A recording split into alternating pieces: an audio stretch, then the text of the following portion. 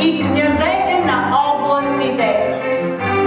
И за дълго време, 180 дни, показваше славното богатство на царството си и превъзходния блясък на величието си.